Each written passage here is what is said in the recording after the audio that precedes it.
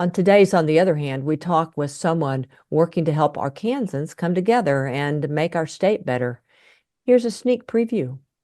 The story we're telling about democracy is that democracy is what allows me to get what I want, as opposed to democracy being the way in which we get what we need.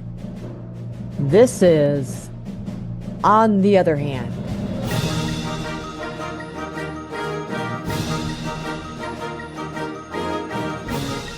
A podcast sponsored by Braver Angels Arkansas, where hope and common ground meet. Each episode features community leaders from Arkansas and beyond, sharing stories and insights on how we can strengthen our relationships and our communities together, and in doing so, discover what's possible.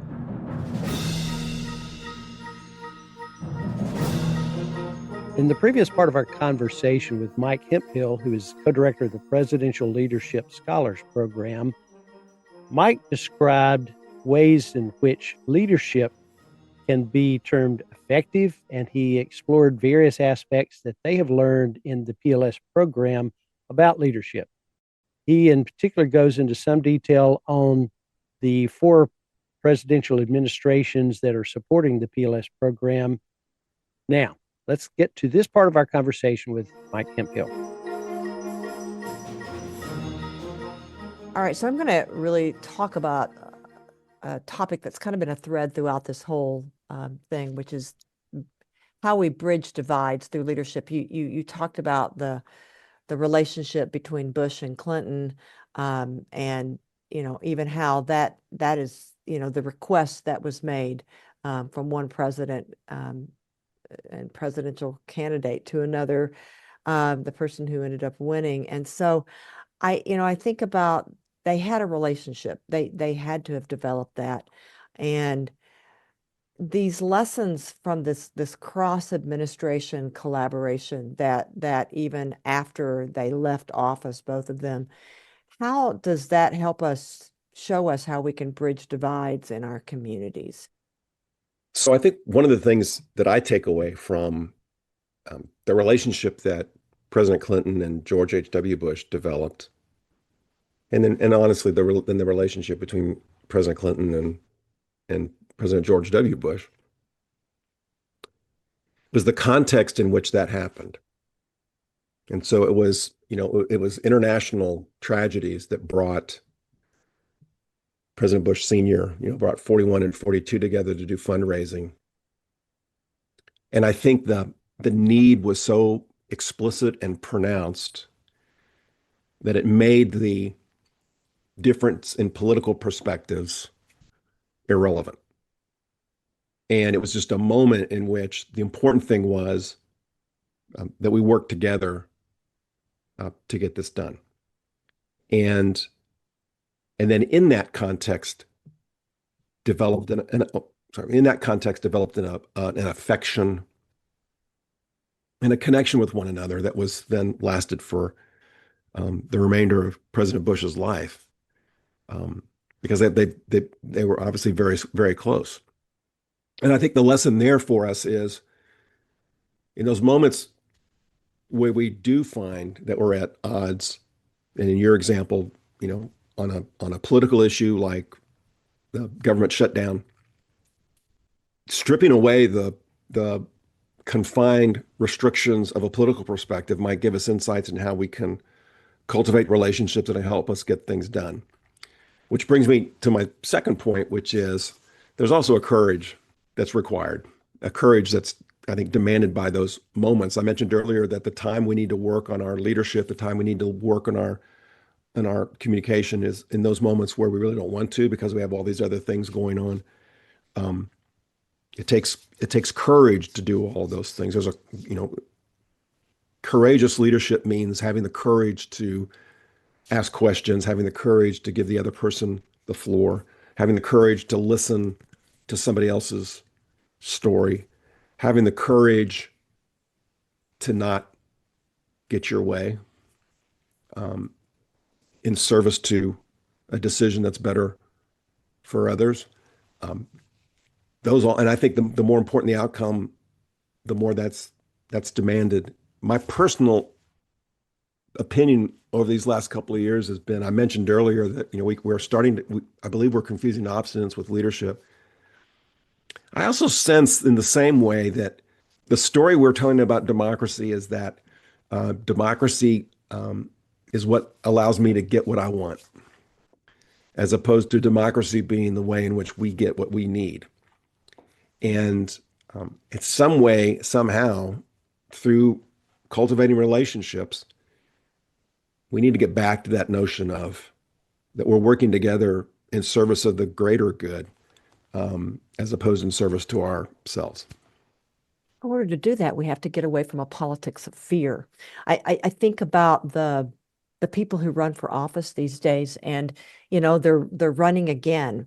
Almost as soon as they get into office, and there's an assumption that they have to run for their party's base, which might be further to the left or right than they actually might be, personally, and what they need to be in order to be able to see the democracy in that way of getting what it is that we need in a state or a nation. And the fear of not getting reelected, the fear of being labeled in a certain way by your party or by party leadership. And I'm curious, as you've studied, these longer term, going away from the presidents in the past, how does a person who's in office or thinking about running for office get away from that to be able to look for the greater good? That's a real challenging question because there's so much momentum and inertia. But I think it demands someone who's willing to tell a different story, someone who's willing to share the experiences they've had that are influencing the reasons why they're running. I think and if there's, it takes courage to be able to say, this is who I am and this is why I want to be in office and to pursue these things. And to frame it in terms of, I'm doing this for the betterment. I'm not doing this for me. I want to share a real quick story that I think illustrates this, that goes back to, I guess maybe 30 years ago. And I first heard the story when I was at the Clinton School, and I invited Dale Bumpers to come to class and talk about his speaking style and his speeches. And then we had this conversation back and forth with the students. And back then, so this would have been probably 2006. And Senator Bumpers was talking about the polarized nature of Congress. But he shared this story from years earlier about David Pryor and Dan Quayle, both leading opposite points of view on a critical issue that was facing the Senate. And it was coming up for a vote one evening. And there was going to be debate and then the vote. Man, it was really tight and close, and it was really an intense debate. And Senator Pryor walks into the chamber and he looks across the room and he sees Dan Quayle and notices that Quayle seems to be upset, goes up to him and says, Dan, what's the issue? And Senator Quayle tells him, he said, my son is in the Washington, D.C. Little League Championship game tonight. I'm going to miss it. And he said, I just hate I'm going to miss it. And Senator Pryor says, Dan, you got to go. You can't miss that game. You need to go to the game. He said, no, I can't leave. If I leave, it signals that we're in a weakened position and I need to be here and represent and all this. They go back and forth, back and forth. And finally, David Pryor says to him, listen, this is what we're going to do. We're going to open debate. I'm going to grab the floor and I'm going to start filibustering. And when I start filibustering, you go watch your son's baseball game. As soon as you get back, I'll stop the filibuster and then we'll start the debate. And that's exactly what they did. And I don't even know what the issue was or what the vote was. But all I know from that story is there was an example about two people who, in the moment of what really to them politically appeared to be a critical issue, they focused on the relationship they had with one another and their common sense of family and the importance of being at your son's Little League Championship game. And they acted on that. and still had their debate and still had the vote. But what was primary in all of that was, while we may disagree on this particular issue, what we have in common is these core values that are guiding us. And I think what we're seeing now is we've lost that sense of what are the core values we share, and we've focused more on what are the things that I'm, my self-preservation as a politician. Let's turn to Arkansas a little bit, Mike. We've gone all kinds of places in this interview. You've lived and worked in Arkansas for much of your professional life, and I'm curious about how being here and certainly politics in Arkansas has changed over time. How that has shaped your perspective on leadership and dialogue across divides. I have absolutely loved being in Arkansas, and the opportunity that I had as a student at Arkansas Little Rock and then as a faculty member there. I mean, I spent 28 years of my life on that campus and loved every minute of it. And so some of the things I think about how President Clinton, described his experience in politics in Arkansas, that being governor of Arkansas gave him the opportunity to, have his hand in all the administrative things that a governor needs to do, but the state was small enough that you've got a sense that you really knew people. And I loved that about being in Arkansas and being in Little Rock and always running into my students and in different places. And that just sense of community was so powerful. And I think that had a real impact on me. I think I mentioned earlier this focus that the campus had on its metropolitan mission and the value that was placed on taking your expertise and exporting it to the community, exporting it to people in the community who need it, and doing it in a way that just didn't raise their understanding about what your area was, but to do it in a way that actually helped them use it to make things better. And I always felt extremely fortunate to be on campus at that particular time. And so I'll give you one, I think a powerful example for me was before I left the faculty and moved over to the Clinton School. I was part of, I think there were 6 of us that worked on a restructuring of the Little Rock and North Little Rock water departments. There had been a huge controversy over a rate change, what Little Rock was charging North Little Rock for water. And the mayors had come to Joel Anderson and said, "Can you help us with that?" And he formed a committee. There was 6 of us, and we looked at this issue. I learned more about water and aquifers and pristine water supplies, and I can tell you the whole history of water in Little Rock. But it was just fascinating, and the whole idea was, April, that if this didn't get resolved, it would be tied up in litigation for years. In the meantime, people need water. And so we did a lot of different things, but my responsibility for this group was to capture the opinions of people, the leadership in Little Rock and the leadership in North Little Rock. And so I had interviews with a whole bunch of people, and it's all a matter of public record, but they would share with me sort of their thoughts on water and their thoughts on people in the other city. And I was absolutely astounded by what they would share with me because it was so negative.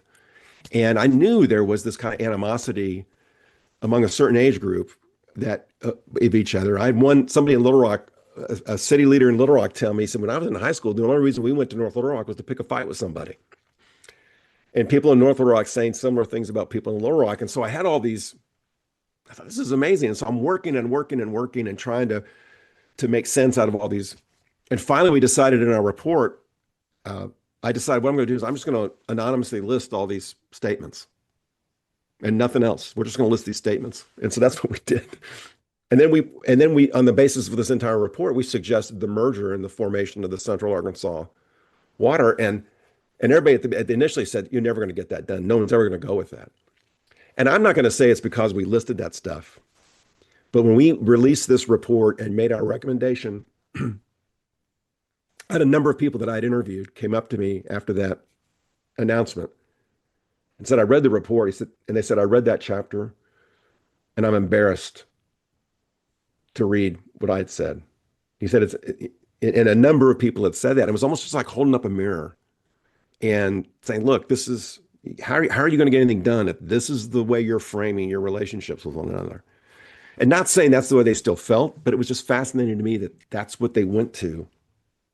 So the question becomes, how do you get people to collaborate who feel this way? Well, one is you let them see how they feel and get what their reaction is. And I think it was in part, just a small part, played in people say, okay, let's open ourselves up to see if we can come up with a solution that actually works for all of us. And see, April, I'm going right back to reflection again. It takes that kind of reflection. Oh my gosh, yeah, this is what's influencing me. But I think about that experience a lot. It was just a wonderful opportunity I had to be a part of a group of people that were really intelligent and thorough in the work they do. And I was always been grateful to Joel Anderson for giving me that opportunity because I've really drawn on it a lot. And it shows that you can actually overcome the perceptions of that we have of other people to come up with a solution that actually meets the common good, which is, I think if we stopped individuals on the street today in Central Arkansas or Arkansas anywhere in the state, and we say, what do you want from our government? What do you want from from your relationships? They would say, we want to get along. We want to be able to see how we can work together to meet the needs of our individual communities.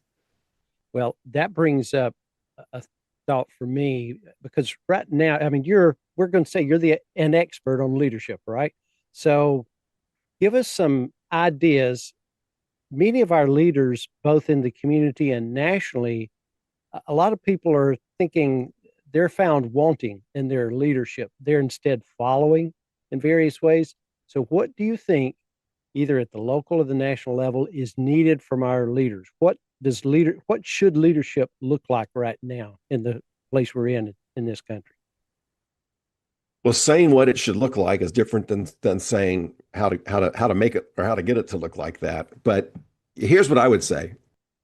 Leadership demands engagement. We should be looking for leadership that's engaged with the people they are serving. And that goes to that whole notion of, in leadership, you should be hearing people's stories. In leadership, you should be gaining insights from those you work with and those you serve. Leadership is an engaged, interactive process. I'll go back to the notion that leadership isn't a commodity. It's not something you have. It's not something you wield. It's something that is generated by the interactions you have with other people, which necessarily means you have to have those interactions. Leadership's not efficient. Leadership's not self-serving. And so you need to connect with others. You need to hear other people's stories. And you need to let people know that you're hearing their stories. That doesn't mean that you're going to vote in the way that everybody in your constituency wants you to, because everybody thinks differently about that. But what I believe at the heart, what people want from their political leadership is a sense that you understand where I am, how this is impacting me. Isn't that the frustration of the government shutdown?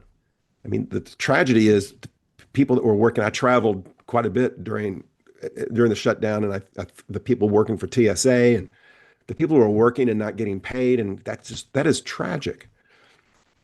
What's really unfortunate is that what's never or rarely conveyed during something like that is a sense that the people who could do something about that have a sense for how it's really impacting and how the people that they serve, how they feel about that. April, you made a comment earlier about the politicians leaving DC, to come back home. But unfortunately, I think oftentimes they're not coming back home. They're going to places to raise money for their next election. And so they're not connecting with each other in DC, and they're not connecting necessarily all that much with people in their districts or in their state. And so we're right back where we come to frequently, which is leadership demands relationship, and you got to work at developing those relationships. And I think we should look for politicians who are willing to sit down and have conversations with people in communities just for the purpose of having the conversation with them, not to serve some campaign objective or some PR objective, and not even to serve the objective of, we've got an issue coming up for a vote and I want to know how you think I should vote, but just conversations with their constituency for no other reason than I want to better understand who you are and what you're dealing with, and cultivate that kind of relationship. And while we think, I think the pessimist in us oftentimes think those days are long gone. I'm always optimistic. I'm always hopeful. And I think we've mentioned it. I believe people crave it. What it requires is a group of folks who are running for office who are able to identify that and meet that need that people have. I appreciate hearing that a great deal. And it actually presages my final question as we wrap up here. And that is, what gives you hope as you look around our state of Arkansas and the United States? What makes you remain optimistic? A couple of things. One is that I've had the gift of working every year for the last 11 years with 60 people who are absolutely grounded in their fact territory to make their communities better. And I mean, we had people this year seriously affected by government budget cutbacks and everything that's been going on. And do they get frustrated? Yes. Does it hurt? Yes. Is their work being effective? Yes. But their passion and their commitment remains, and they continue working hard. And it's such a gift to be able to be around 60 people who are all doing very different things and very different perspectives, but united by their commitment to making the world a better place. And so that gives me hope. I take hope in knowing that there are people doing good work, people who are collaborating that we just don't hear about. And I wish we could shine a light more on those. April, what we used to call the positive deviants of the world, the people who aren't succumbing to the framework of the problem and are just finding solutions and moving ahead with it. And so I think for most of my life, early on especially, we took so much of this for granted. We took for granted that we were collaborating, that we were interacting, that we were open to other people's different ideas. And I think that was kind of true. It probably never was as true as we thought it was. But I take hope from conversations like this and the conversations that you have with people that are going on around all over the country about how do we interact better with one another? What are the ways in which we can collaborate? How do we set aside our own personal interests for the interest of our community? That does make me hopeful, that to know that people are in conversation about this, about how we can better relate to each other. And from that, I believe that we're going to find ways, and technology may play a role in that, but I think our own perspectives and our own behaviors will be the thing that we'll leverage and start interacting with each other in a different way, because we're really mindfully paying attention to it now. Is there any last piece of advice or piece of wisdom for building these better relationships across divides that you would like to offer our listeners? No, let me just say again, just what an absolute honor it is to be in conversation with you both today on this podcast. And I appreciate the opportunity to share my thoughts and especially share the nice things that have been happening with PLS over the years. And again, I remain hopeful and optimistic and just grateful to be a part of this conversation. Well, it's been great to have you on, Mike. I always learn from listening to you. I know you and I have had multiple conversations over the years, so thank you for taking the time to come on. Yeah, You're thanks welcome. a lot. Appreciate your time. Thanks for joining us for this final part of today's conversation with Mike Hemphill. We hope Mike's story gave you a little more hope and a reminder that we can do good things together. On the other hand is sponsored by Braver Angels Arkansas, a community of citizens working together to bridge the partisan divide and build a stronger, more connected Arkansas. Music was composed by Randall Standridge of Jonesboro, Arkansas, and was performed by the University of Northern Colorado Symphonic Band, Dr. Richard Main, conductor. I'm your hosts, Glenn White And April Chatham Carpenter. Join us in working to make our relationships and communities better.